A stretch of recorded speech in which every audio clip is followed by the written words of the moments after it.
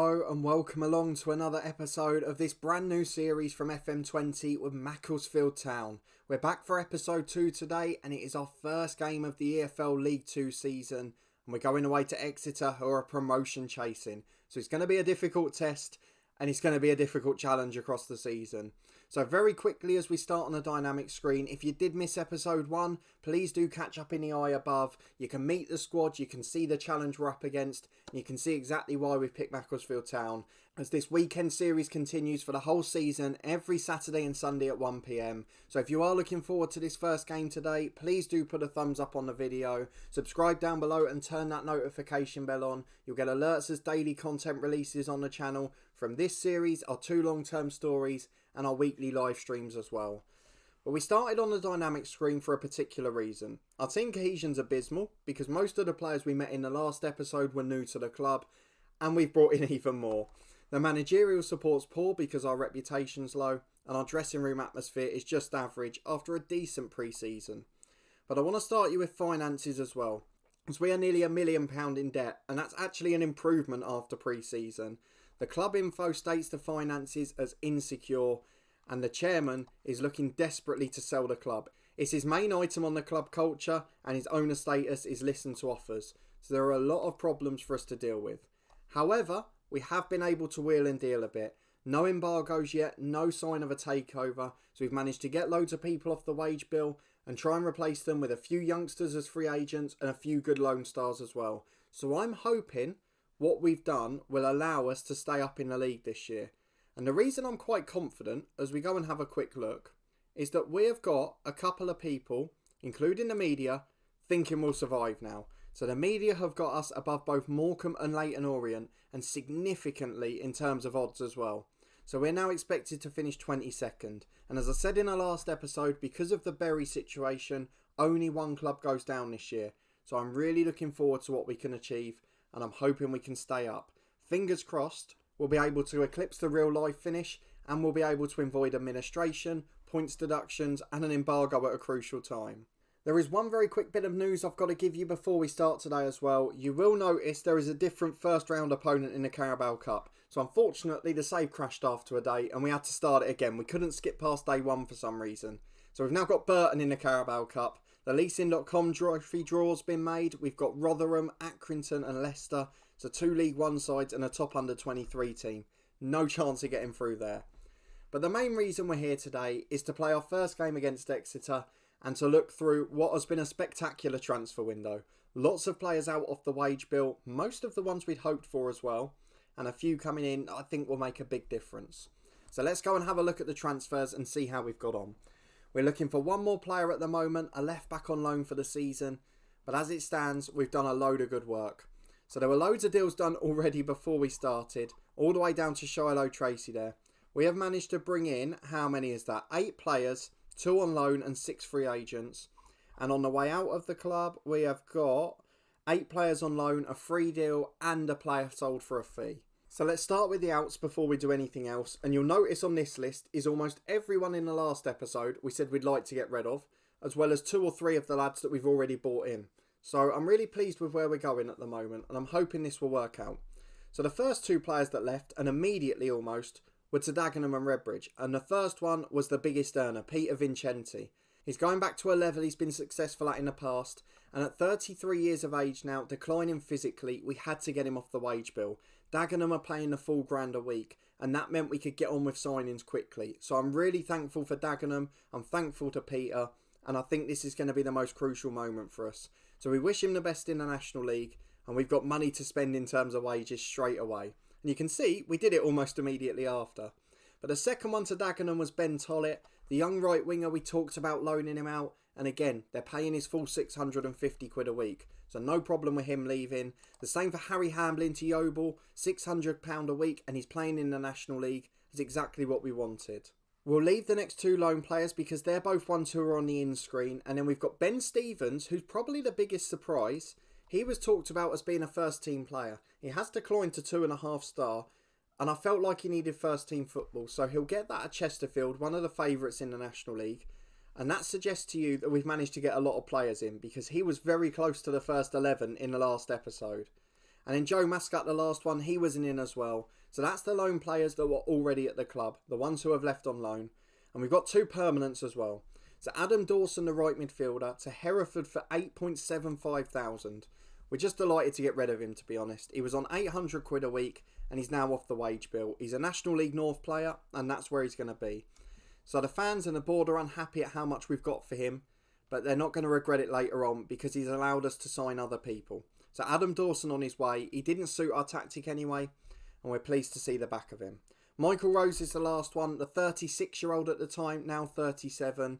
Just didn't have enough physically, so he's gone to Orient, who are expected to finish below us. He's only going to be a fringe player there too, but it's taken £900 a week off our wage bill and enabled us to prioritise other positions, because we actually had some good midfielders already. We've only bought one in on loan, and aside from that, we're pretty much as we were there. So that's the players out very quickly. We've now got a lot of ins to focus on, and that's of course the main part of the episode before we face Exeter. So let's look at all of these new star additions. First and foremost, we said we must get a right back, and Aaron Phillips is that man. £825 a week, 3-star ability, 4.5 potential, a pretty low wage, and a really good player. Loads of Football League experience, played for Northampton in League 1, Coventry in League 1, Nuneaton in the National League as a young player. He's just got loads of experience and we're really pleased to have him here. A massive upgrade on Pearson, who to be fair, like the backup keeper, has accepted a massive wage cut to stay as a backup. But Aaron Phillips is our new star. He's going to be the right back. And he's joined by Jordan Cox, who at 20 years of age is an exceptional young talent on the right wing. 3.5-star ability, 5-star potential. Was a free agent after being released from Aston Villa, following a youth spell there. And he's got really good physicality and mentally he's solid as well. And I really liked him. It's what's enabled us to loan out Tollett. And to be fair, for the same wages, we've got Jordan Cox in. So he'll compete with Archibald. We may have to move him over to the left. We may even move Jordan Cox over to the left. But they are 2 excellent wingers at this level. And it's the sort of signing that makes me think we could be a good League 2 side. And for the third one, it just gets better and better. Anthony Spyrou is the man who's come in, and he is the reason that Ben Stevens went out on loan. So only 400 quid a week for him, but only 775 for this guy. A 19-year-old English striker, has had a short loan spell at Wrexham in the past, but came through at Norwich. 3.5 ability, 5-star potential. Good finisher, good pace, good composure. Everything we wanted. So him and Donovan Wilson will fight it out. Spyrou is rated slightly better at the moment. We've got an addition on loan who might be even better, so we'll wait and see on that one. But a really good addition for us, and 3 superstar players on free deals. Ones that will all be sold on for big money in the future, I'm sure.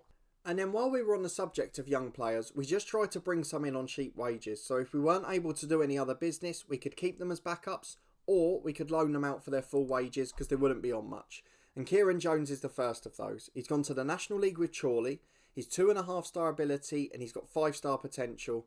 And at 20, a young centre-half on less than 300 quid a week, it just made sense. He would have been 4th choice at the club, but we're going to go with 3 because that's the area we need to reduce the squad and we need to keep the wages intact. And he's been joined by Joe Mascot, who's now gone on loan to Wrexham, again at National League level. 2.5-star ability. He will be replaced by a first-team loan player at left-back. So I'm really looking forward to his development. A little bit poor mentally, but otherwise a solid player across the board. And Jamie Gray is the last of the 3. He's now at St Patrick's Athletic over in Ireland. A 21-year-old striker, 2.5 ability. And once we had Spyrou in, we already kept Donovan Wilson. We just loaned him out and got the wages. Hopefully he'll improve, and hopefully we can sell him on for a fee. So at that point we had a pretty solid squad. We had what we thought we needed, and we just wanted to improve our weakest positions with a bit of gold dust or find some top quality loan players. So the best 2 that have been scouted are these 2. And we've had to save 1 spot for the left back as well. So Tracy and Whitehead won't be in the squad normally now. We'll rotate between the others, so one might have to drop out. But these are the 2 we've gone for.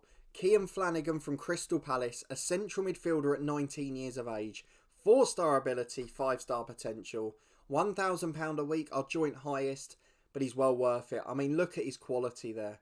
He can play box-to-box, playmaker, Mazzala. He can cover as the number 10. He can do everything, and he's a superstar. He's going to be a top League 2 player, and I'm really looking forward to having him at the club. And the same has to go for Keane Lewis Potter. 4-star ability, 5-star potential. Even in the Championship in our Dorking Wanderers save, he was scoring goals galore for Hull. He can play natural off the left, natural off the right, natural up front. He's got all the potential in the world, and we are paying £100 a week. Tell me that's not a good deal. So he's going to start the season off the wing, and he's going to become a superstar. But Keen Lewis Potter, possibly the best signing of them all. Personality's epic, likes to shoot from distance and has a good long shot rating. Likes to beat the offside trap, runs with the ball, and he can finish brilliantly. I mean, he's got everything. Two wonderful players to end it. And now we just need a lone left back, and we're trying to negotiate between 3 or 4 at the moment. We have lost out on a lot of others because, of course, we're a low reputation side. We've not got much money. Many of them are choosing other options. But considering where we were at the start of pre-season, I'm delighted with those signings, and I'm delighted with this squad. Now the job appears to be getting them on board and getting some results as we go along. So on that subject, let's go and head into the first game of the season against Exeter and see how we can get on in our League 2 campaign. Exeter slight favourites, as you would imagine, under Matt Taylor. Of course, in real life, got to the playoff final. We know they're a good team.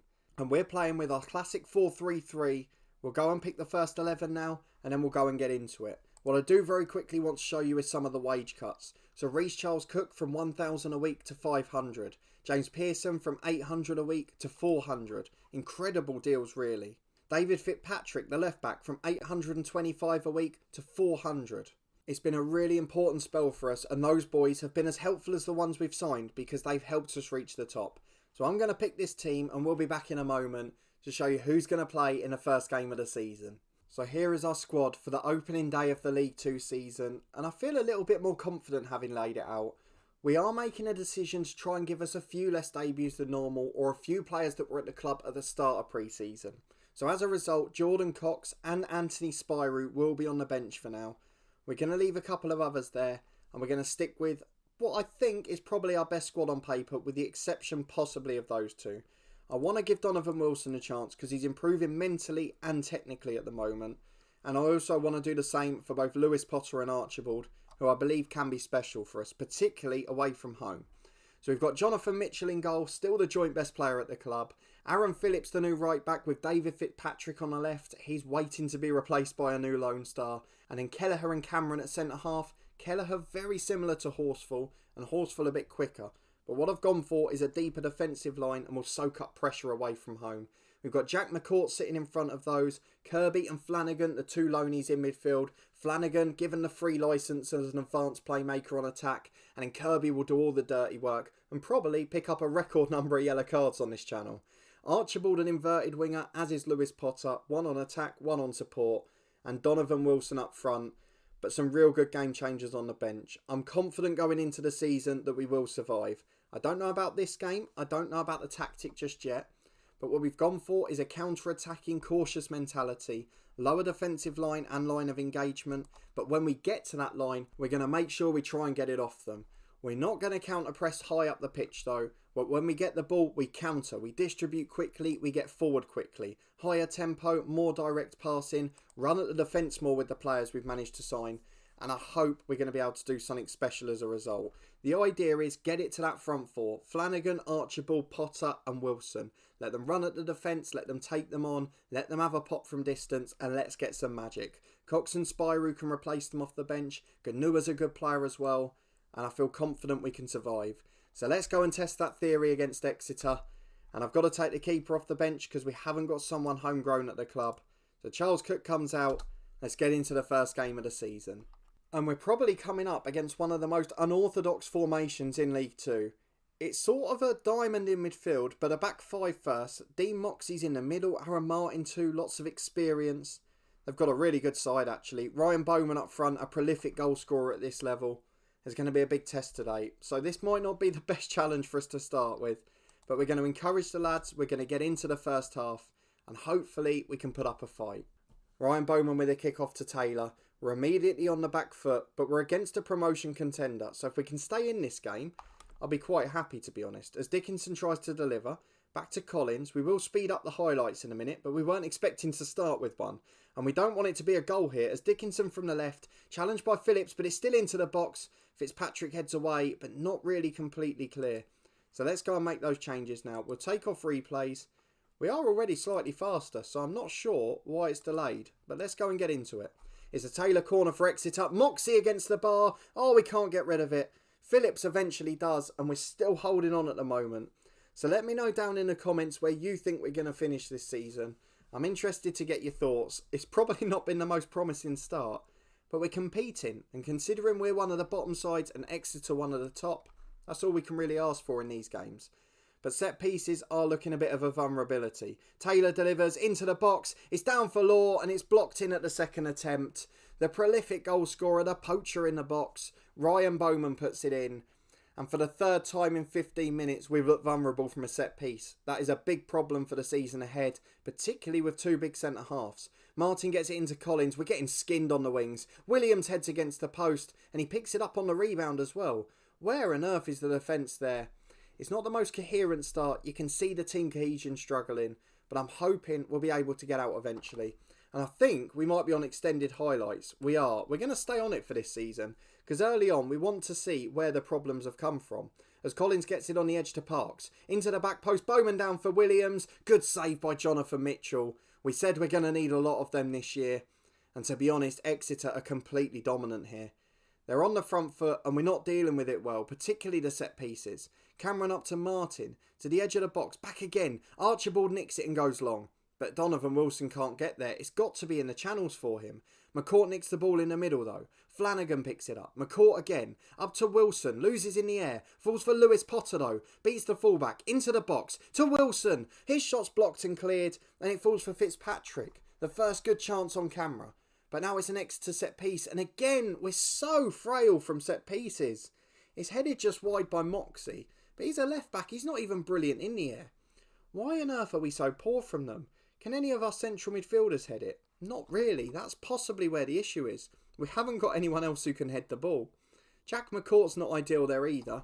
And Exeter are completely on top. But Lewis Potter nicks it for Flanagan. We need those two to star. But that ball's going absolutely nowhere. Fitzpatrick nicks it to Flanagan. Kirby. It's aimless. Right, I've made a decision. We're going to drop the passing range. Because although we're going direct here, we're not playing sensibly. We're not playing into the channels. So there's no point us playing long if we're just going to hoof it.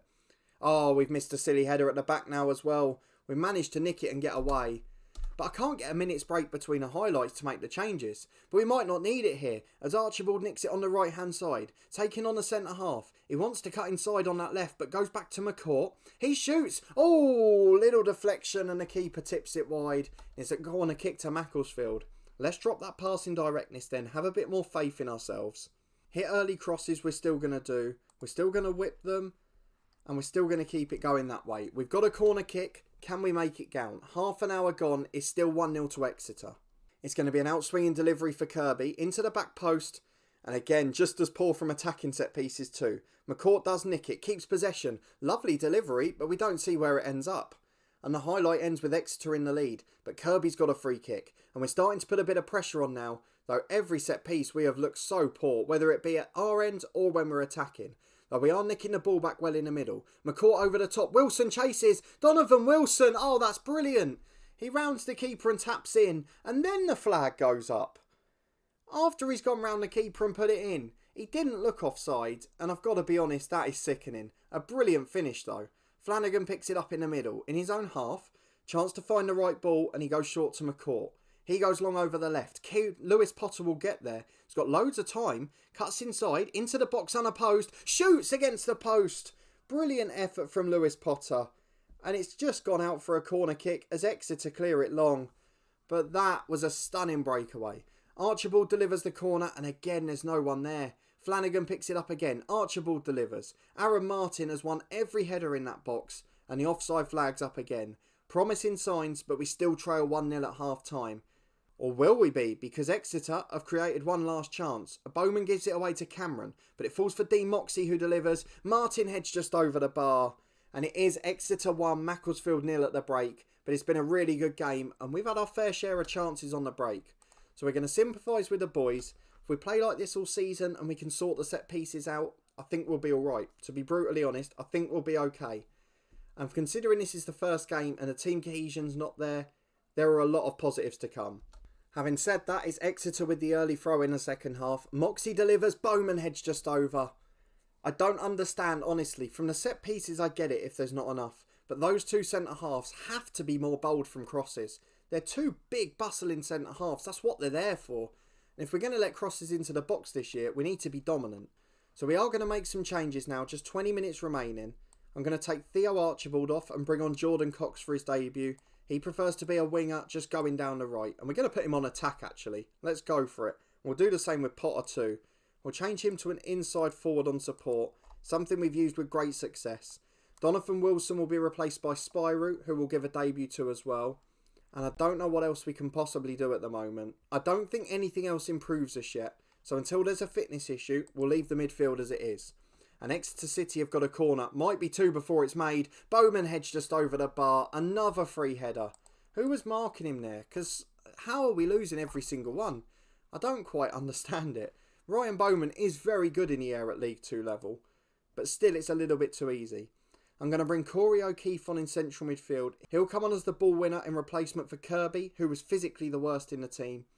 And we'll get back into it with 10 left. And we're going to just push up a little bit here. With 5 to go, we'll go attacking. Let's see if we can get into it. We're going to push up. We're going to try and make something happen. And this, if we keep it down to 1, is always going to be a chance for us. So let's try. What shall we do here? Shall we push the line of engagement up as well? Let's get forward and let's hope it doesn't backfire.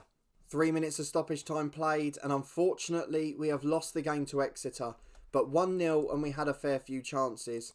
I'm really pleased with that performance. I know it's bad to say because we've lost, but against one of the promotion contenders, they're expected to be right up there this year. Exeter 11th place, but the odds are right up there with the playoff teams. So that is something we can be proud of. And I'm more positive than I was before this episode. So fingers crossed, with all of those debuts made, we'll be able to get some success with Macclesfield. Let's go and have a quick look to see where we're going to be back.